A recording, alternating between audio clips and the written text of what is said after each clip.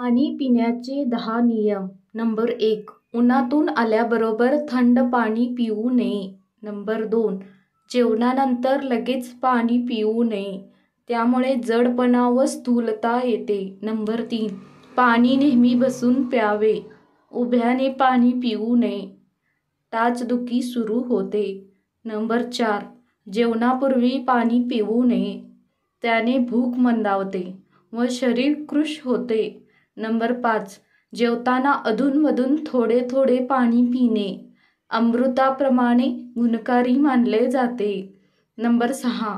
जेवणानंतर साधारणतः 45 मिनिटांनी पाणी पिणे आयुर्वेदात बलदायक मानलेले आहे. नंबर 7.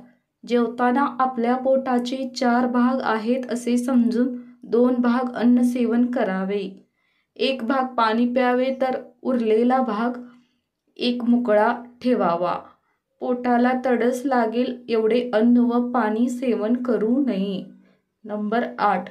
खूप भीती वाटली असता, थकवा आला असता, मानसिक तणाव असताना पाणी आवश्यक प्यावे. धीर मिळेल. पाणी हे एक श्रेष्ठ आश्वासक म्हणजे धीर देणार आहे.